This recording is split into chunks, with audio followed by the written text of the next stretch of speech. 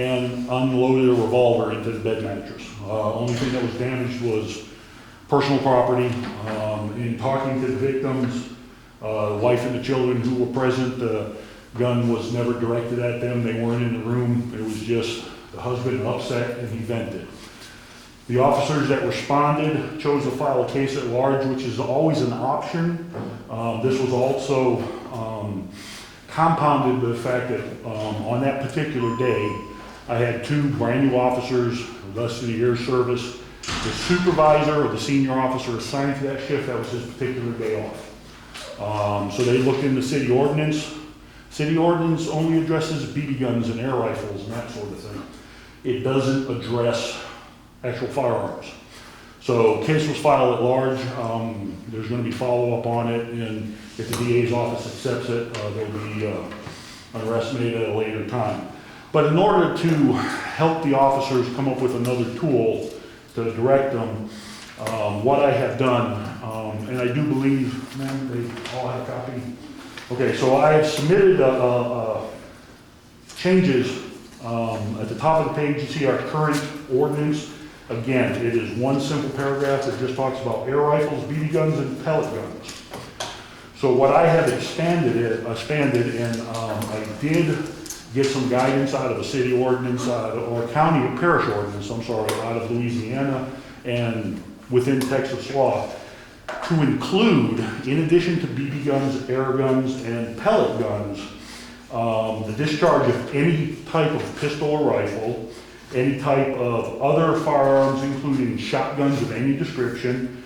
I went ahead and included air gun, BB gun, or pellet gun, or any gas-operated or spring-loaded firearm. And because we have had complaints on this before, crossbows, bows and arrows, and none of that is permitted to be fired within 500 feet of a roadway or another house. So then those are the only recommendations that I have to submit on that. It will require almost a complete rewrite of the ordinance, but I think I've successfully been able to cover every aspect of that particular ordinance. So. Why does the ordinance need to include a firearm? Well, it's already state law. Well, there is a state law that does cover it, and like I said, on that particular instance, we had two brand new officers, less than a year experience under them. They didn't realize that they could make an arrest on that particular case.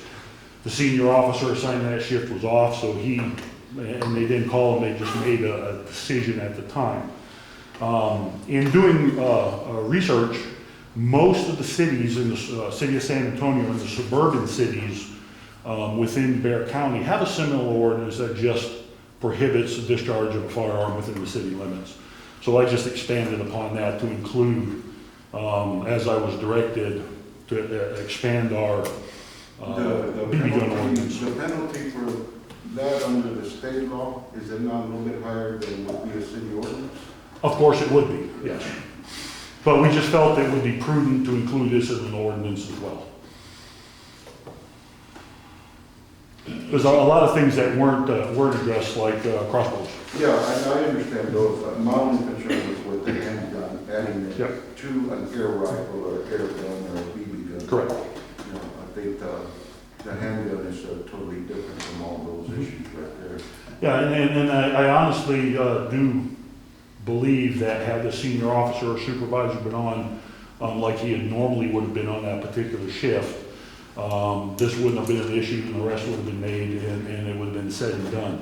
But like I said, you know, one officer came on board, I want to believe in April, and the other one about 30 days later. Them to use our ordinance or state law?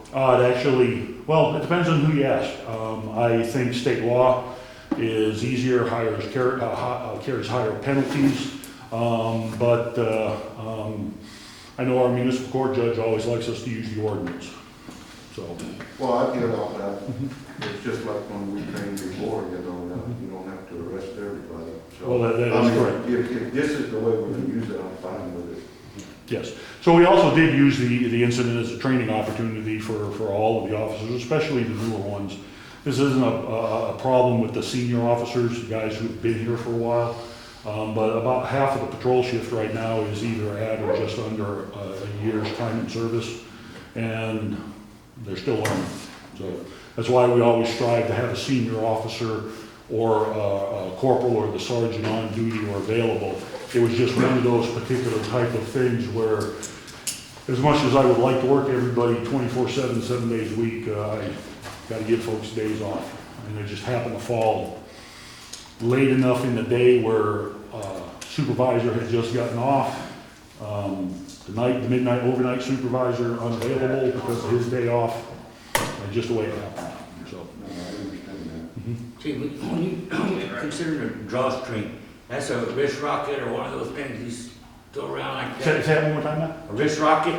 A wrist rocket? No, a wrist rocket's like a slingshot. Right. Okay, yeah. It's a drawstring, yeah. Usually drop back and Yeah. release it. Is that included in this or not? I did not include slingshots, but we're still at the early stages. That is something that can be added, a couple of keystrokes. Okay. Slingshots and wrist rockets. And for if anybody is wondering, this provision would not prohibit any person from discharging a firearm in defense of their person That and is their correct. property, so. just That is wanna make correct. that It's clear. not specifically stated in that, but again, we're talking what could be labeled as a felony if you're firing a weapon specifically at a person. Now, I'm not saying it's for good intentions or bad, but if you're discharging a weapon toward a person, that's a completely different classification of crime. So, You got it in the ordinance. so. At this point here, again, I'm open for questions, any other suggestions, things to add to, things to take away. This is still a non-action item tonight. Correct, this is just So- his recommendations to council. If you wish for us to pursue that, and you direct us to bring that back as an ordinance revision. The only reason I had to reach the wrist rockets and slingshots across to the kids and BB guns, you know, everything what they use as weapons. Yep. You know, they should be liable for breaking windows or hurting people or whatever. And I completely agree with you, and for that same purpose is why I included bows and arrows and crossbows. I just didn't think about slingshots. Because they wasn't in there before, remember I had trouble across the street with the bows of the company. Yes, sir. So, So, I mean, you could probably go on and on and on and add all kinds of weapons. You know, you can even have a blowgun in there. mhm. Just put it in, if you break it, you fix it. Lord. Yeah. But, you know, people become specific and want specifics out of us, you know. That's why I asked under the drawstring, you know, if it was Yeah. considered as. I mean, I think we pretty much covered it all. If there's specific wording that we want to put in, though, now is the time Right. to do it, because once the ordinance is written and goes to the lawyer, if we come back and somebody decides to want to change it, whether it's Yeah. this council or the next council, it's gonna cost money every time just to go back and forth, so. So, yeah, there's no immediate need to put this into effect by the next council meeting or the first of any specific month. So that's why we'd encourage you guys to kind of go over it, and please make suggestions, send an email to the city manager by whatever he needs is more to your liking, and let us know what we can add to it. Is there any further discussion on that item?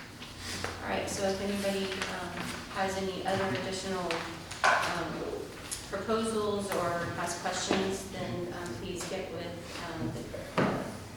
Monique so that she can address those questions with Chief Boyce, so that when it does come back to council, that it's so well-rounded and has all the pertinent information.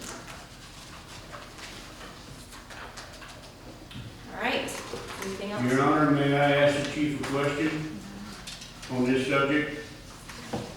Does anybody have any objection? Okay, go ahead. Is there any provision made for the discharge of any weapon of any kind a person uses in self-defense? Yes, there is. It would fall under state law, not so much a city ordinance. Like I had explained earlier, if a citizen of Kirby discharges a weapon or handgun or whatever weapon they use add another person, then it's a completely different set of laws that we look at. And there are provisions, much like the castle doctrine, that even extends into your car. If you were at home, somebody breaks into your home and you were in fear for your life, the lives of your family, under certain circumstances during the hours of darkness to protect property, you can discharge a firearm and use deadly force. Thank you. Okay. All right, we will move to item 8B, discussion of possible action, ordinance number O-2020-890 regarding Chapter 71, stopping, standing, and parking of the Code of Ordinances. This would be the first reading. Mayor Pro Tem Aldridge had requested this item. We previously discussed it August 27th, 2020. Everybody was asked to read the ordinance thoroughly, again, for the same reasons as I stated before. It goes to the lawyer and goes back and forth. So, Mayor Pro Tem Aldridge, did you want to specifically? Well, I mean, I'm satisfied, well, first of all, I think that there should be a time limit for any resident to park any car at any length of time, as long as it is running, the registration is current. They should be, I think this is a stupid issue, but if we have to have a time limit, I think 7 days is just fine. And we did make that change Yes. specifically in the Thank you. recommendation to the section 71.01, sections A and B. So we did increase the parking from 24 hours to 72 hours. We added 7 days for special events and circumstances. And we've done this before for like, if you're gonna have a party and there's not enough room, you call and let us know this is what's gonna happen, as long as you don't impede traffic. So we just included that in the writing, that request should be sent to the city secretary, she'll forward them to me, I'll approve, and we go on from there. And the last one, creating a completely new section 71.05, and this is more of a code compliance issue. We have a lot of residents that have scrap vehicles, junk motor vehicles contained within their backyard. And this particular paragraph was added at the request of code enforcement because she does get a lot of complaints because of trash, rats, and rodents and snakes that come into someone's backyard from the neighbor.